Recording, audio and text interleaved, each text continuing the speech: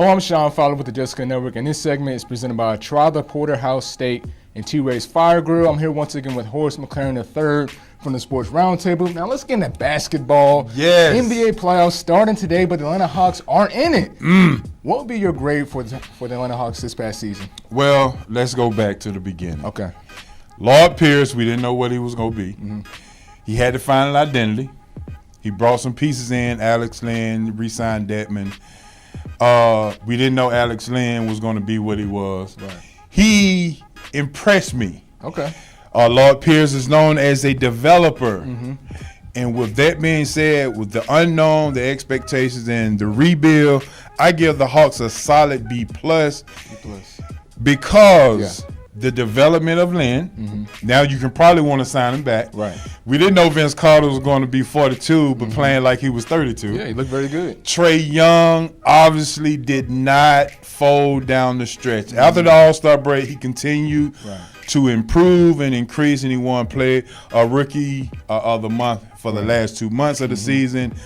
He only missed one game, and that was due to load management. Also, the veterans, the defense, and one thing in particularly is the Hawks has an identity of playing fast. They do. They have an identity of playing fast. Definitely. The only weakness I would say is the defense. Okay. We got to stop people. I know you're trying to score 130, but you don't want to give up 134, Exactly. and as they should have won the last game. So I give the Hawks a solid B+. For this season because we did not know what to expect. Even with missing the playoffs, still a B+ in the Eastern Conference, which is normally recognized as a weaker conference. I'm not necessarily disagreeing, but this some fans are like B+, and they haven't been in the playoffs in the last few years. Well, and the thing about it is we knew we was gonna rebuild. Right. You had the Trae Young experience coming in. You didn't have anything else. Think about it. John Collins went from averaging 10 points to 19 points. Big improvement.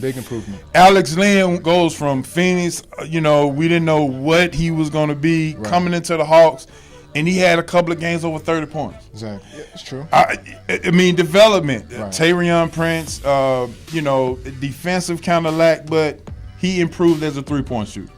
So let's look at those things as progression instead of should we make the playoffs or whatever the case may be. That's true. So I think that, again, a B+ because the expectations were to rebuild, and let's see what we have, and let's create an identity, and I think they did that. Okay, and that's true. So let's go into, say, the 2019-2020 NBA regular season of next year for the Atlanta Hawks. Right. What adjustments do you think they should take in order to be better?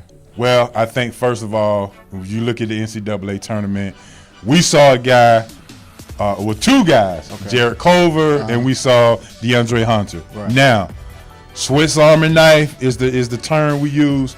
DeAndre Hunter would be a perfect fit for the Atlanta Hawks. If they get that 5 spot, perfect fit. He's a 6'8", 220 pound forward/guard. He can guard from 1 to 4. He shoots threes 42%.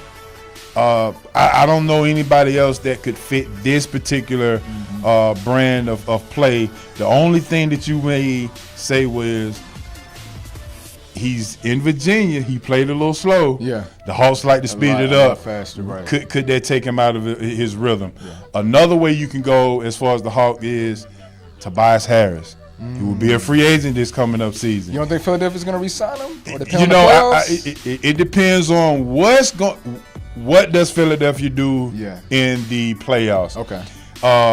21 games they've been playing together. I think Embiid missed 14 games. And Jimmy Butler really hadn't gotten in rhythm. Yeah. Tobias Harris really hadn't gotten in the rhythm. Right. I don't really see the love. J.J. Redick's still a free agent as well. So, but I think Tobias Harris is one of those guys that flies under the radar that can really be that third guy with Trae and John Collins. If you decide not to go the DeAndre Hunter route as far as the draft, this kind of speeds up the process. The DeAndre Hunter kind of makes it a slow progress. But Tobias Harris would be a definitely good pick, and I also think Avery Bradley would be a great backup point guard because at some point you're going to have to start to protect Trae on defense. You're right. You have to protect Trae on defense. So I think Avery Bradley, Tobias Harris, and in the draft, let's go ahead and go with DeAndre Hunter. You know, and I agree with you too. I like that because you don't really hear more of the marked free agent names say like obviously LeBron's re-signing, but say like Kawhi Leonard, what he's going to do. Some of these other players, possibly Jimmy Butler, but I like hearing the Avery Bradley, Tobias Harris because it fits more with that team rather than just trying to go hurry up and get a splash pick.